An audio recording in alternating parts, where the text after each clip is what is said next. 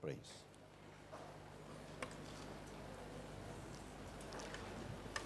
Purihin ang Panginoong Diyos sa napakagandang a cappella rendition ng I Stand in Awe of You ng ating pong choir. Niisip ko kanina kung bakit ayaw bumaba ng 4 na bata kasama yung apo ko. Palagay ko, 2 bagay lang yan. Nag-aantay ng jacket o ng cash. Hindi yata nakapag-provide medal ang naibigay ng ano. So, miski man ako, cash ang aantayin ko. Okay, magpatuloy po tayo sa ating pong pag-aaral. Magpapasalamat tayo sa Panginoong Diyos sa mga na-accomplish natin in preparation para sa ating pong anibersaryo. Katatapos lamang po nung ating pong music festival o yung songwriting contest na sinalihan ng 11 entry. At ito po ay dinaluhan ng 4 na churches, ng local churches ng FCC. FCC Abu Dhabi, FCC Musapa, FCC Al Ain, at FCC Sharjah. Ang nagwagi po ay ang FCC Al Ain. At ito pong dalawang mga awit na ito, siguro kung mapapansin ninyo, parang sabi, Pastor, kilala namin to, parang sumali yata sa isang contest daw, talentadong Pinoy, parang talentadong Pinoy. Ito yun. So sila po yung nagwagi ng atin pong aawitin, ng atin pong team song sa atin pong 30th anniversary. Hindi rin naman papahuhuli ang FCC Abu Dhabi, papahuhuli tayo. 2nd place. Si JP Canillo ay nagwagi po ng 2nd place na inawit naman ni Rhoda Laines. Palakpakan po natin ang Panginoon. Ngayon naman, ang ating hinahanap naman ay ang FCC poster logo. Parang ganun, poster logo. May contest ba nun? Hindi ko alam kung may contest nun eh. Basta yun ang susunod natin eh. Yung poster logo making contest. Hindi ko alam kung contest to. So yun naman po ang atin pong isusunod. Ang paksa po natin sa buong isang taon at sa atin pong anibersaryo ay ang FCC at 3D Blessing the Nations Then and Beyond. At ako'y naghanda ng panibagong series upang matugunan ang paksa pong ito para sa loob ng siguro mga 2 o hanggang 3 buwan. Nais ko lamang medyo mahaba po at extended ng konti ang atin pong introduction dahil i-introduce ko kung paano ito nabuo yung atin pong series at i-introduce ko ang buong context ng atin pong pag-aaral. Ako'y simpleng tao lang. Wala akong gustong marating. Nung bata pa ako, 3 lugar lang ang pinupuntahan ko. Palengke, bahay, simbahan. Kung dadagdag mo yung paaralan, yan lang ang buhay ko. Nung ako ay nag-aaral sa ministeryo, may nag-alok sa akin na magpastor sa Canada. Age 25, 26 yata ako nun. Tinanggihan ko. Merong nag-alok sa akin na magpastor sa New York, yung akin pong kapatid. Ang dahilan nito, merong nag-impluwensya sa akin isang pastor. Ang sabi ng pastor na nag-impluwensya sa akin, kung gagawin kang misyonero ng pastor, kung gagawin kang misyonero ng Diyos sa Amerika, dapat simula pa lang ginawa ka ng Amerikano. Yun ang ano. Hindi, yun ang ano. Yung talaga ang pinanghawakan ko. Yun ang pinanghawakan ko. Sa totoo lamang po, umaamin po ako sa inyo. Yun ang pinanghawakan ko. Na aral ng pastor, hindi ko naman siya sinisisi. Maring yun ang kanyang karanasan. At yun din naman ang pinanghawakan ko. Kaya kahit anong alok sa akin, kahit anong anyaya sa akin, tinatanggihan ko. Sapagkat hindi ako mukhang Amerikano. Pangitan naman. Mukha akong Meksikano. Mukha akong Espanyol. So, yan ang pinanghawakan kong salita. Kaya sabi ko, wala akong pangarap mang ibang bansa. Wala akong pangarap mang ibang bayan. Ang tanging gusto ko ay dito lamang sa Pilipinas, dito ako magmi-ministry at dito na ako kukunin ng Panginoong Diyos. Subalit nagbago yon nung ako'y dumating dito. Sabi ko, ang unang tanong ko naman kasi dito, anong pagmiministeran ko? Pilipino. Sabi ko, walang problema. Pilipino. Di nag-apply ako. At nakuha nga ako bilang pastor ng Filipino Christian Church. Pero nung pinag-aaralan ko to, 2 months, nag-struggle po ako mabuti. Sapagkat sa pag-aaral ko, iba yung nakita kong trend eh. Tingnan ninyo. Mula Genesis, binuksan ko. Mula Genesis hanggang Revelation. Yung church history. At ito yung nakita ko. Mula sa Genesis hanggang Revelation, parang ang purpose ng Panginoong Diyos, ang nais ng Panginoong Diyos, ay yung tinatawag po nating moving. Yung bang hindi nag-stay sa isang lugar. Hindi nananatili sa isang lugar ang kanyang bayan. Tingnan natin itong history ito. Sa Genesis chapter 1 verse 28, kay Adam, sabing gano'n ng Panginoong Diyos, fill the earth. Pwede mo bang i-fill ang earth na nasa isang lugar ka? Hindi pwede. Matapos gunawin ng Panginoong Diyos ang mundo, sabi niya kay Noah, fill the earth. Ang sabi ng Panginoong Diyos kay Abraham, go. Sa Exodus, alam naman natin, naglakbay sila, 40 years. Pagkatapos hanggang sa makapasok sa lupang pangako, tumigil na po ba sila doon? Anong sabi sa Joshua? Every place on which the sole of your foot treads, I have given to you. Sa Judges, Kings, and Exile, and Post-Exile, nakita natin kung paano gumagalaw din ang bayan ng Panginoong Diyos. Nagiging alipin nga sila ng Philistines, pero babalik. So moving eh. Laging moving. Maging sa New Testament, si Jesus Christ tumigil sa isang lugar. No. Hindi tumigil sa isang lugar. Naglakbay po yan. At maging ang mga disciples, si Apostle Paul, nagkaroon siya ng 3 missionary journeys niya. At maging ang early church. So ito nakita ko. Ang parang plano ng Panginoong Diyos sa kanyang bayan, gumagalaw, kumikilos, moving, hindi static. Kaya sabi ko, samantalang pinag-aaralan ko to, mukhang ibang leading ng Panginoon, mukhang ibang leading ng Panginoong Diyos. Noon, wala akong gustong marating. Gusto ko lang marating Baguio. Yun lang pangarap ko noon, karating sa Baguio. Binigyan naman ng Panginoong Diyos. Nagkaroon ng mga seminar, world map. 8 beses akong pumanik ng Baguio. 8 beses ako naka-attend ng world map sa Baguio. Pero sabi ko, hanggang dito na lang. Hanggang Pilipinas na lang ako. Pero bago. Samantalang pinag-aaralan ko to. Siguro, sabi ko, Lord, kung dadalhin mo ako sa ibang bansa, para mangaral o para mamasyal, hindi ko alam. Wala tayong wala tayong tanggi. Hindi ka makatanggi. Hindi ka makakatanggi. Dadalihin ka ng Panginoong Diyos. Sapagkat ang plano ng Panginoong Diyos, gumagalaw kayo, moving. Hindi ka mag-stay sa isang lugar. Filipino Christian Church, mag-stay lang dito. No. Moving. Extend natin ang territory natin. Expand natin ang kingdom ng Panginoong Diyos. Yan ang plano ng Panginoong Diyos. Kaya huwag kayong magugulat. Huwag kayong magugulat. Kung sa isang buwan, magbabakasyon ako sa Australia. Halimbawa lang naman. Halimbawa, makikita nyo na lang yung status ko sa Facebook.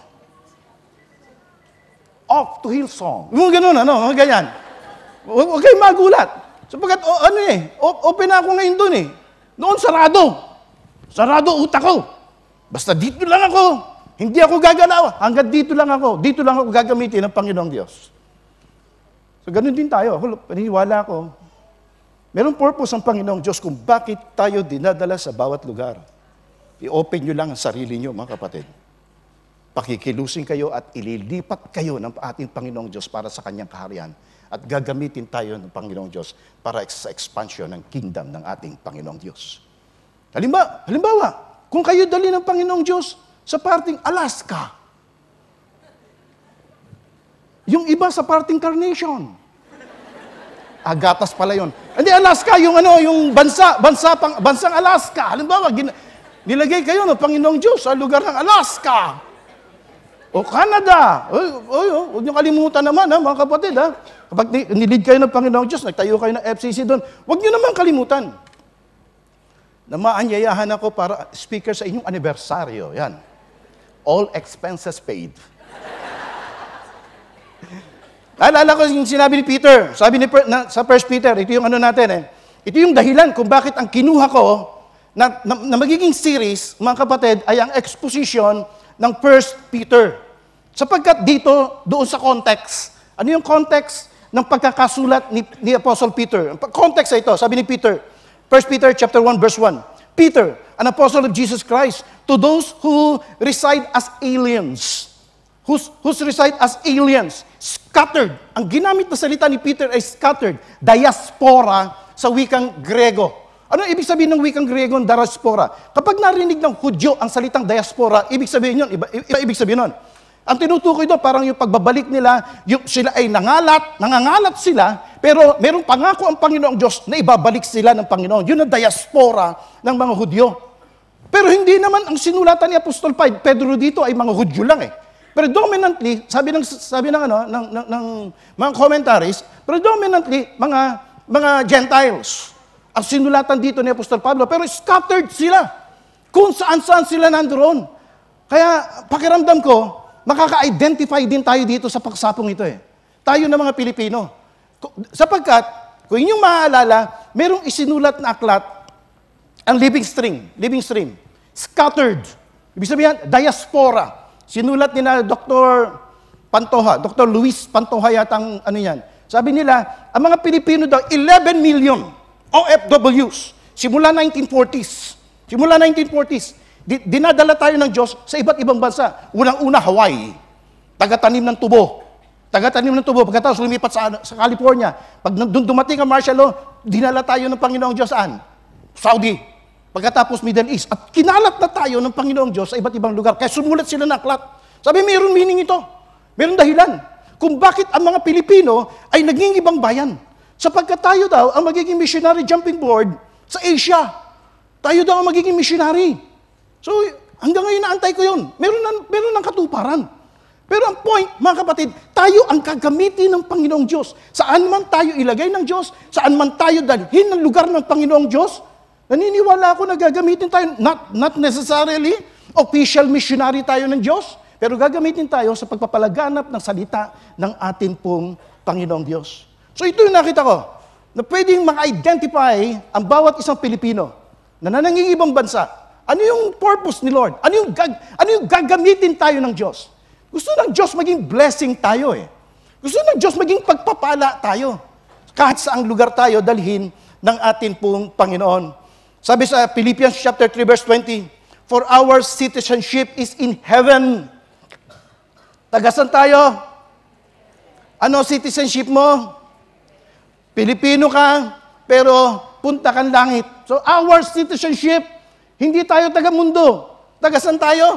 Taga-langit tayo. Kaya sabihin natin sa kaliwa na, taga-langit ka. Sabihin naman natin sa kanan natin, baka gusto mong mauna. Yung nasa kaliwa, taga-langit siya. Sa kanan. So, doon tayo eh. Bound to heaven tayo eh. Papunta lahat tayo sa langit eh. No? Kapag ka ikaw ay anak ng Panginoong Diyos. Pero siyempre, ayaw naman nating mauna. Dahil gusto pa nating magpagamit sa atin pong Panginoon. Natatanda ko nung Sunday, nag-preach ako. Ang preach ko, sabi ko sa preaching, ang title, tayo ay blessing the Lord. Tayo yung mga mananampalataya ang blessing the Lord sa isang lugar. At meron kami na-encounter na isang passage. Ito yung na-encounter kong passage na in-expound ko. For we, kalagay, ganda for we are fragrance of Christ. For we are fragrance of Christ. Pag tinagalog mo, pabango ka ni Jesus. Fragrance of Christ. Nung in-expound ko yan, incense eh. Incense. Yung pabango. Di ba ang pabango kahit nakapikit? Naamoy mo. Naamoy mo yan. At kahit saan pumunta, bango. Sinusundan-sundan mo. Sinusundan-sundan mo pag mabango. Pag mabantot, nilalayuan mo. Di ba? Pero dito nakalagay, for we are fragrance of Christ. Parang ikaw yung pag mananampalataya, kahit nasaan lugar ka, susundan at susundan ka ng tao. Magtatanong ang tao sa'yo, bakit ang bango ng ugali mo? Bakit ang bango ng bibig mo? Bakit ang bango ng asal mo? Ano ang dahilan? Ano ang dahilan? Because of Christ. So ikaw yung blessing ni Lord. Ikaw yung pagpapala ng Panginoong Diyos dun sa lugar na kinalalagyan mo. Kaya nakabuo ako ng, ito mahaba ito, hindi lang 5 eh. Ng 5 outline para sa 1 Peter. Pero hindi lang 5 yan. Dahil dito, sa Grace and Christian Submission, meron dito 3 eh. Submission to your spouse, submission to the government, submission to the master. Marami yan. So ito nakita ko. Sa paglalakbay po natin, ang tanging kasama natin para maging matagumpay po tayo, walang iba kundi ang grasya ng Panginoong Diyos. Yun ang main theme ng 1 Peter. Sinulat niya Apostol Pedro sa mga Christian na nangangalat. Pinipersecute sila. Pinag-uusig sila. Na hindi pa ito yung persecution kay Nero. Pero kahit saan sila magpunta, kahit saan sila pumaroon, dinidiscriminate sila sa trabaho nila. Inaapi sila.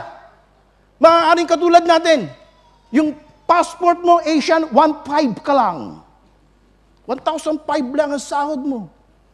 Samantalang pag British, parehas ng trabaho, 20,000. Ganyan ang nangyari sa kanila noon. Dinidiscriminate sila dahil Christian sila. Sabi ni Pedro, sinulatan niya, magpakatatag kayo.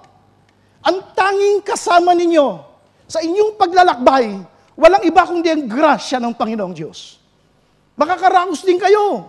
Makakatapos din kayo. Once na pinahawakan natin ang grace ng Panginoong Diyos. Hindi dahil sa sarili mo. Hindi dahil sa sarili mong kalakasan. Kundi dahil lamang isusustain ka ng grasya ng Panginoong Diyos. Kaya yun ang main theme ng 1 Peter. Dalawa lang yan. Ang theme ng 1 Peter, grace of God and sufferings.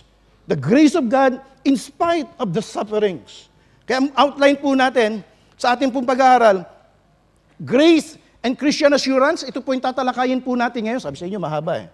Introduction lang ito nung buong paksa. Hindi pa ito yung introduction ng sermon ngayon. Tingnan nyo. The grace and Christian assurance. Grace and Christian living, the grace and Christian submission, grace and Christian sufferings, and grace and Christian service. So yung grasya ng Diyos. Pag-aralan ngayon natin, grace and Christian assurance. Kung meron isang bagay na problema sa mga mananampalataya, sa mga Kristiyano, yung bang tinatawag natin walang assurance of salvation.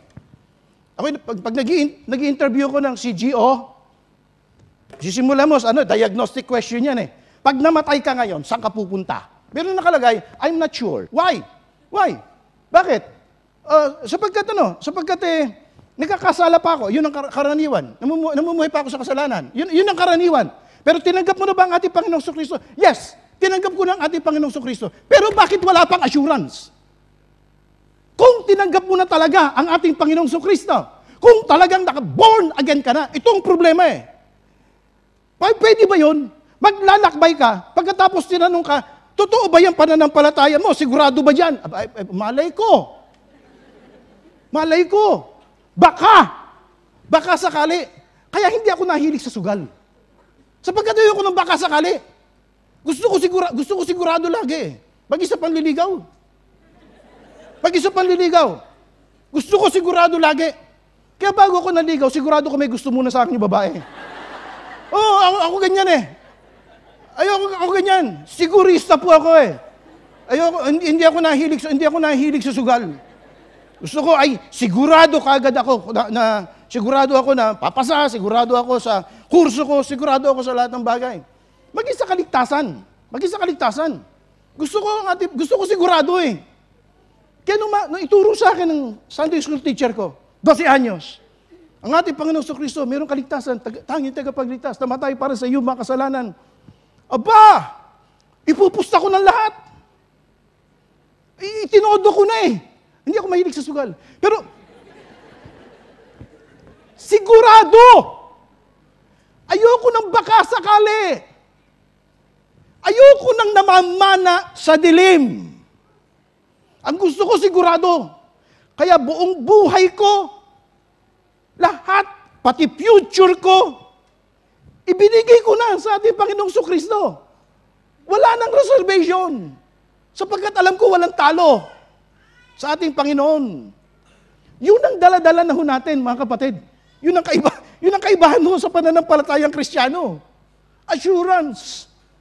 Ang tanong, bakit ka mayroong assurance? Because of the grace of God. Dahil doon sa biyaya lang ng Panginoong Diyos. Hindi dahil sa mga nagawa mo, kundi dahil lamang sa biyaya ng ating Panginoong Diyos. Tingnan po natin ang dahilan kung bakit po tayo mayroong assurance.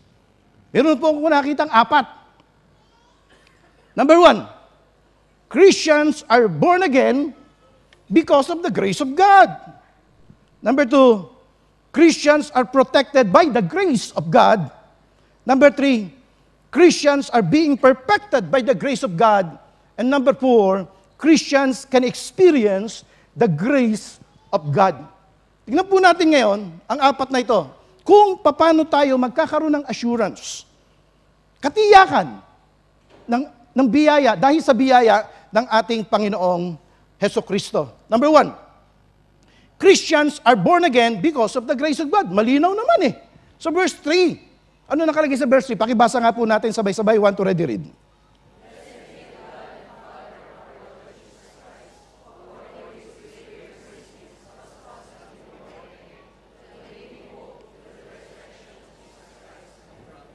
Malinaw. Sabi nga nun dito, He has caused us to be born again.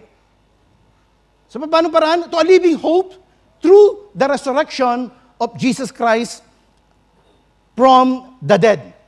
Ito yung isang bagay na hindi maintindihan ni Nicodemo.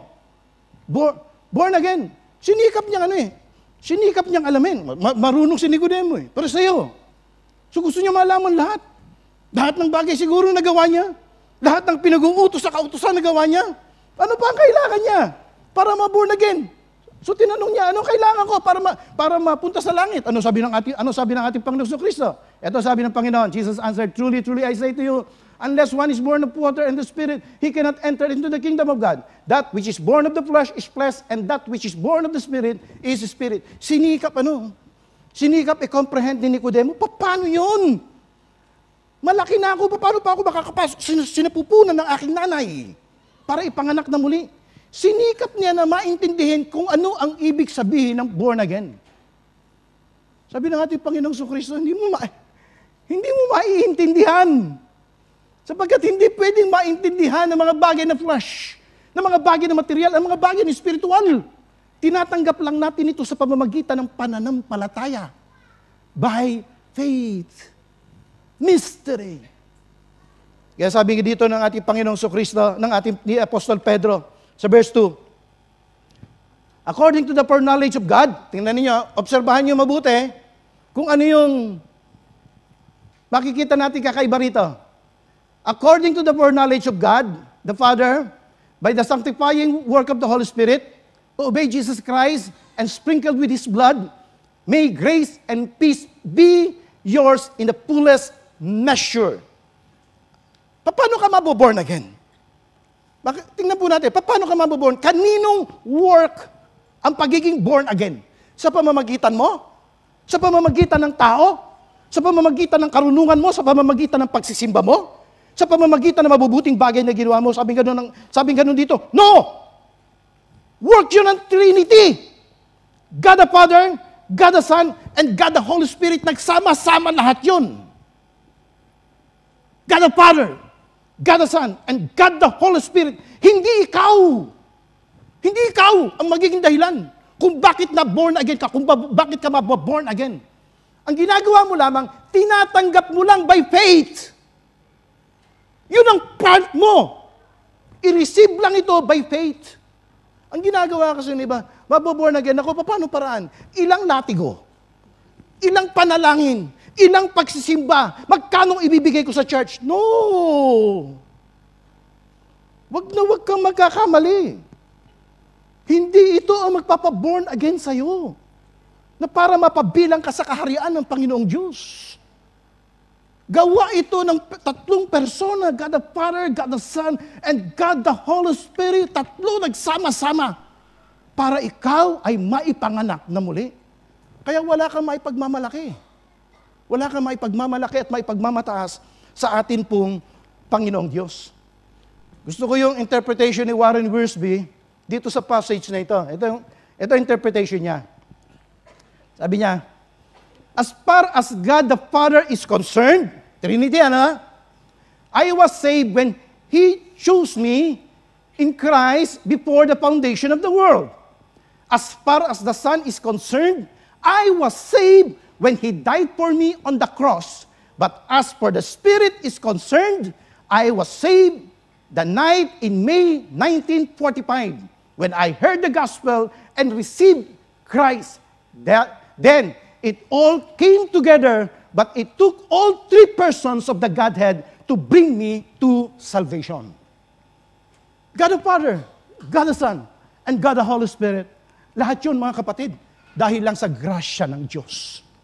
Hindi dahil sa'yo. Hindi dahil sa personal na alam mo. Hindi dahil sa personal na ginawa mo. Kundi dahil lamang sa ginawa ng tatlong persona ng ating Panginoong Diyos. Tingnan ulit natin ito. Sabi dito, yung Holy Spirit, kinumbik siya ng Holy Spirit 1945. Si Warren Wiersbe, I was saved on the night in 1945. Tingnan ngayon natin, tingnan ko lang. Ano? Testing lang. Masasabi niyo ba sa katabi mo, I was born 1972. Ako kasi 1972 eh. Kayo. Masasabi mo ba sa katabi mo ngayon? O sasabihin mo, hindi pa ako born again. Anong pwede natin sabihin? Sabihin nga yan sa katabi natin, kung kailan ka na born again. Sabihin nga natin, para na lang, kung anong date. Kung kahit hindi eksaktong date eh. 19 lang eh. Sino rito ang hindi alam ang date? Hindi alam, basta pero alam niya, once sa buhay niya, tinanggap niya ang ating Panginoong Hesus at binigay niya ang kanya sarili sa ating Panginoon. Pero hindi niya alam kung anong date. Meron ganun eh. Pakitaas nga ng kamay, wala tayong Biblia dito, hindi mo alam kung anong date. Meron. Misis ko, hindi, born again ka na ba? Pwede, born again naman. Hindi, taas lang natin. Hindi natin alam. Okay, sabihin ngayon natin sa katabi natin, basta, born again na ako. Di ba? Basta, may assurance ka. May assurance ka na ikaw ay ipinanganak na muli. So, dito makita natin, the grace of God. Paano natin nakuha o yung pagiging born again? Only by the grace of God. The works of the Trinity. God the Father, God the Son, and God the Holy Spirit. Once na ikaw ay na born again, di naging anak ka na ng Diyos. Yeah? Tama? Mali? Tama o tama? Tama. Naging anak ka na ng Panginoong Diyos. Ano ang isang bagay tungkol sa mga anak? Meron niyang tinatawag nating inheritance. Inheritance. Tingnan niya. Verse 4. Sabi sa verse 3, verse 2, na born again ka. Pagkatapos, ano mangyayari sa'yo? Bakit ka mayroong assurance? To obtain an inheritance. Meron kang mamanahin. At anong klaseng mana yun? Ito, ganda. Oh. Imperishable, undefiled, and it will not fade away. Wow! Ang ganda naman ito. Imperishable, ibig sabihin hindi. Kumbaga sa pagkain, hindi napapanis. Hindi nasisira. Ano kaya hindi nasisira? Ito pa. Undefiled, hindi madumi. Malinis. Ano pa? At hindi kumukupas. Ano kaya yun? Mga bagay na nasa langit. Mamanahin mo yun. Anak ka na ng Diyos eh. Once na anak ka na ng Panginoong Diyos, sigurado na meron kang inheritance. Sabihin nga natin sa katabi natin, eredero ako. Yung mga babae, eredera. Eredero ako. So, meron kang mamanahin. Hindi lang binanggit kung ano yung, basta nakalagay dyan eh, imperishable. Sa ibang mga passage eh, hindi binanggit dito eh. Pero sa ibang mga passage, alam na naman natin yun. Mga bagay na hindi pumasok sa mata, hindi nakita ng mata, hindi pumasok sa puso ng tao, yun ang mga bagay na inilalaan ng Panginoong Diyos sa mga nananampalataya sa Kanya. Hindi yan yun. Hindi mobile. Tiyak ko hindi mobile yan. Sapagkat kalagay dito, it will not fade away. Mobile every 6 months. Napapalitan. Pero ito, hindi raw. Yung ibibigay sa'yo ng Diyos. Hindi rin mapapanis. Kahit adobo pa yan. Hindi yun. Mapapanis din yan eh. Pero ito, imperishable, undefiled. Yan ibinigay sa'yo ng Diyos. Nung ikaw ay maborn again. The grace of God. Only by the grace of God. Yan ang pwede mo ipagmalaki sa tao. Kahit saan ka nandoon, born again ka. Anak ka ng Diyos. Makarating ka man sa lupalop ng ng kung ano man ang lupalop na marating mo. Makarating ka man sa North Pole, sa South Pole, sa Equator, sa Western Hemisphere, kung saan ka man makarating. Ang pwede mong maipagmalaki, born again ka. Hindi pwedeng kunin ng tao sa iyo yun. Hindi pwedeng mawala sa iyo yun. At bakit ka na born again? Dahil sa gawa. God the Father, God the Son, at God the Holy Spirit. Tingnan natin ang pangalawa. Ito matindi, oh.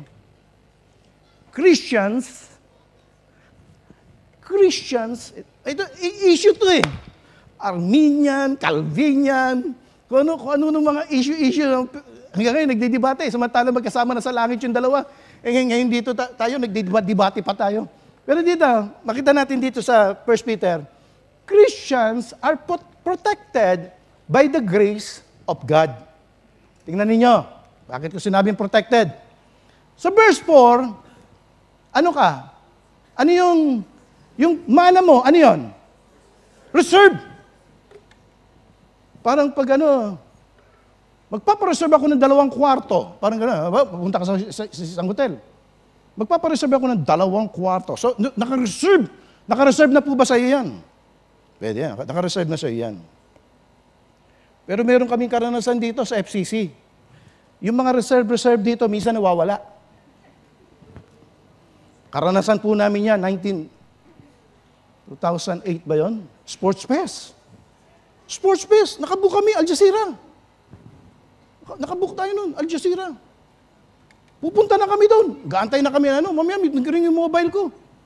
Gaantay na ako ng taxi. Sabi nga sa akin, Pastor, kinuha daw ng sheik. Yung sheik nga ba, kumuha na? Kinuha daw ng sheik. At hindi tayo pwede mag-sports fest Al Jazeera.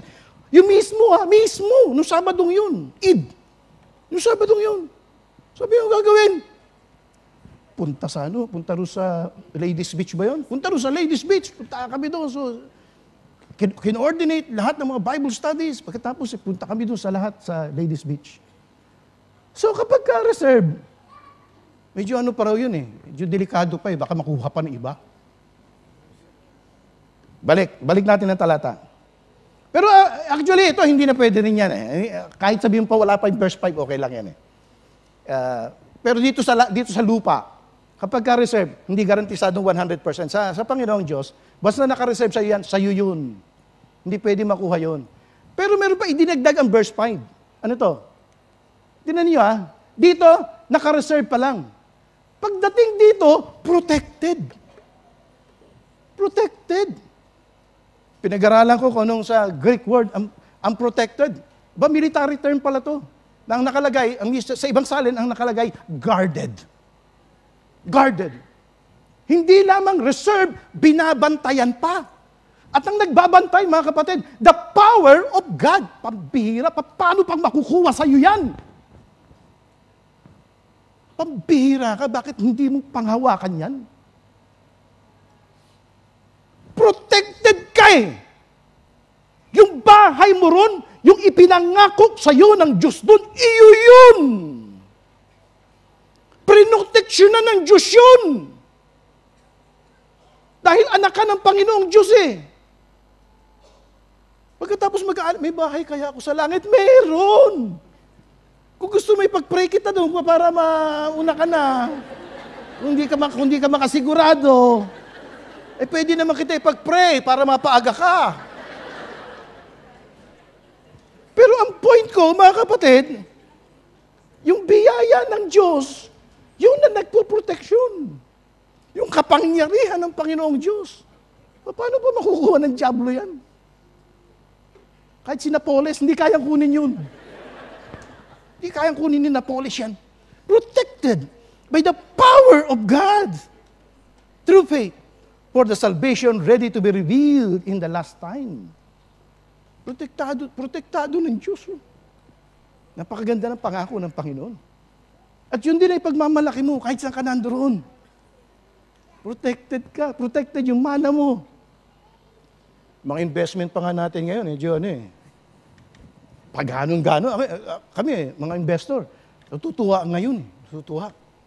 Sapagkat magandang pick-up ng ekonomiya ng Pilipinas, medyo yung investment namin tumataas. Pero anytime, bababa yun. Anytime, dadive yun. Hindi naman kasi protected yun eh. Pero ito, walang lugi, kaya tinaya ko ng lahat. Binigay ko ng lahat sa ating Panginoong Diyos dahil alam ko walang talo ang magtiwala sa ating pong Panginoong Jesucristo. Christians are protected by the grace of God. Tingnan natin ang pangatlo. Christians are being perfected by the grace of God. Na-born again tayo by the grace of God. Protected tayo by the grace of God. Dito naman, are being perfected by the grace of God. Paano tayo be-perfect ng Panginoong Diyos? Sa pamamagitan ng iba't ibang mga trials na nararanasan natin. Tingnan ninyo. In this, you greatly rejoice, even though for a little while, if necessary, you have been distressed by various trials. May mga pagsubok na nararanasan. Sila, pinipersecute sila, may mga discrimination silang nararanasan, sinislander sila, kung ano-ano nararanasan nila, pero part yun, pagiging Kristiyano. Kasi nga, sabi nga natin, ang buong mundo nakahilig sa masama eh. Ikaw, against ka dun sa ginagawa nila eh. Ang tanong, paano ka mag-stand sa isang sinasampalatayanan mo?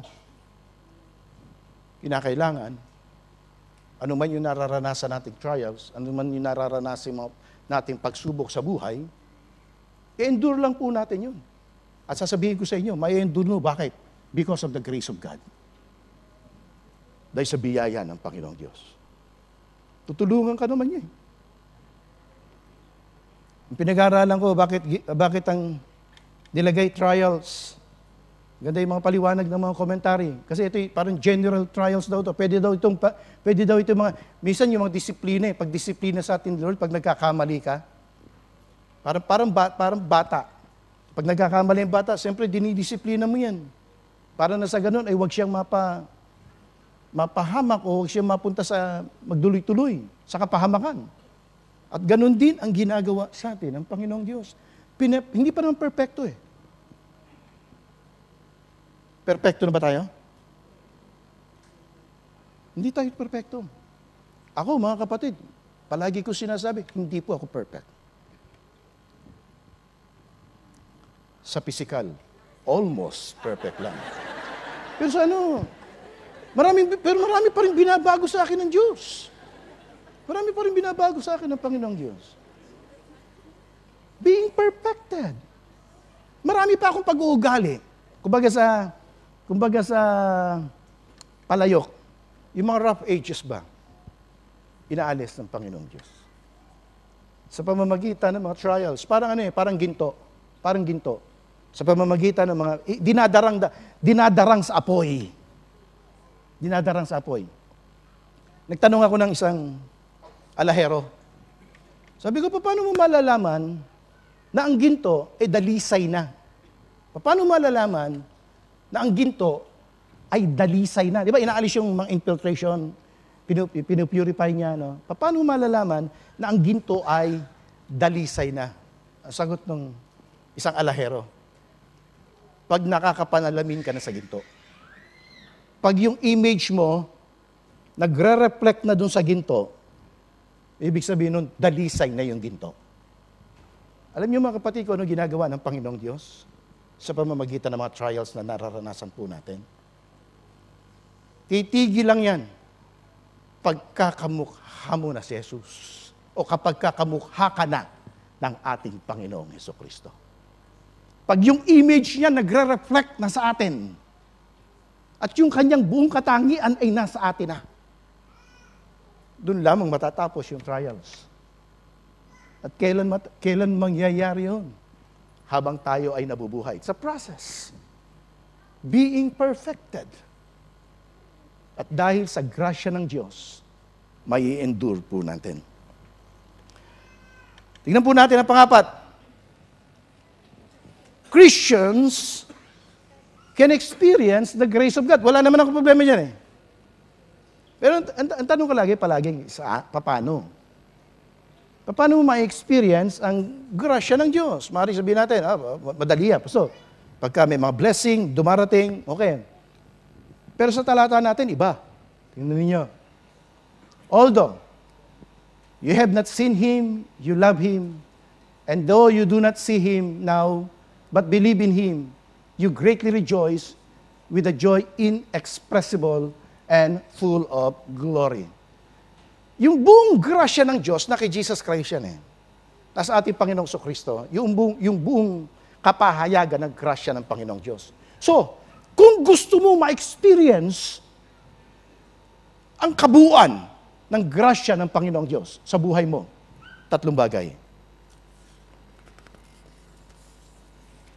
Actually, 4. Number 1, love Christ. Though you have not seen Him, you love Him. Patuloy nating mahalin ang Panginoong Diyos, ang ating Panginoong Kristo. The more trials na nararanasan natin, the more na kumapit tayo sa Kanya. The more na nagkakaroon tayo ng mga sufferings, the more we worship Him. Lalo tayong ma-in love, lagi tayo na-i-in love sa ating Panginoong Kristo. Para mag-asawa yan eh. Pag mag-asawa, nagkatabangan na. Yung bang tipong ayaw magdidikit na sa isa't isa, delikado na yan eh. Yung pag nagtatama yung mga sikop, samantalang nung binata at dalaga, talagang ang luwag-luwag ng lugar, nagigit-gitan. Pero nung 20 taon na magsasama, medyo, matagin ng konti, sisikwatin yung asawa. Hindi. Ang dapat mga kapatid, the more na tumatagal yung pagsasama natin, the more na nai-inlove tayo sa isa't isa. Ako araw-araw, lagi ko hinahanap-hanap ang asawa ko. Lagi, araw-araw. Yun ang tunay na pag-ibig, yun ang tunay na pagmamahal. Sa ating Panginoong Kristo, ganoon din. Hindi natin nakikita ang ating Panginoong Kristo. Sabi, na hindi niyo siya nakita, yet, minamahal niyo siya. So kung gusto mo ma-experience ang grasya ng Diyos na kay Jesus Christ kung gusto mo ma-experience, then love Him. Ano man na mangyari sa buhay mo. Pakita mo na mahal mo ang ating Panginoong Kristo. Pangalawa, trust Him. And though you do not see Him now, believe in Him. Trust Him. He is still in control. Ano man yung nararanasan natin, in control pa rin ang ating Panginoon. Pangatlo, rejoice in Him. You greatly rejoice with joy.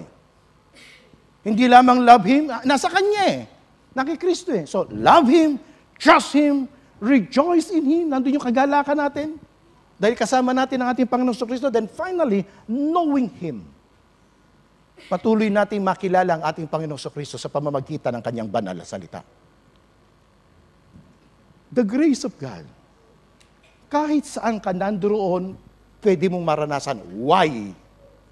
Because of Christ na nasa iyo. Ikaw na lang ang kailangan mag-adjust Love Him. Know Him. Trust Him. Tiwala tayo sa ating Panginoong Kristo. And rejoice in Him. Magkaroon tayo ng kagalakan na despite ng mga circumstances natin, masaya tayo sapagkat kasama natin ang ating Panginoong Kristo. Mga kapatid, nais ko lamang pong tapusin sa ating pong talata. Ang ating Panginoong Kristo, sa Kanyang biyaya, kabuuan ng biyaya ng ating pong Panginoon na pwede po nating maranasan kahit saan tayo nandoon. Alalahanin lamang po natin na tayo na born again because of the grace of God. Yung ating pong mana are being protected by the grace of God. We are being perfected by the grace of God. And we can experience the grace of God despite of trials and sufferings. Tayo po yumuko. Tayo po'y manalangin. Panginoon, wala po kaming pwedeng ipagmalaki sa iyo. Kami masuwayin. Kami makasalanan. Subalit sa kabila ng aming pong pagiging masuwayin at pagiging makasalanan, pinakitaan mo kami ng grasya mo. The unmerited favor. The favor that we do not deserve. Pero ibinigay mo sa amin ng lubos-lubusan, Panginoon, na hindi mo tinitingnan kung ano ang pwede po naming magawa sa iyo. Maraming salamat po, Panginoon. Sapagkat na born again kami dahil sa grasya mo. Nakilala namin ang aming Panginoong Kristo. Dahil sa grasya mo, meron kaming assurance, katiyakan, protected ang aming mana ng iyong kapangyarihan. Dahil sa grasya mo, Panginoon, mapagtatagumpayan po namin ang mga tukso. Alam po namin, pinaperfect mo lang ang kami, maging mga trials na nararanasan po namin. At dahil sa grasya mo, Panginoon, masaya kami. Makikita ng mga tao na nag-enjoy kami dahil sa presensya ng aming Panginoong Kristo sa amin pong buhay. Pagpalain mo po, Panginoon, kami saan man kami nandoon, saan mo man kami dalhin, Panginoon. Maging daluyan kami ng iyong biyaya at pagpapala. Sa pangalan po ng aming mananakop na si Jesus, ito po ang aming dalangin. Amen. God bless us all.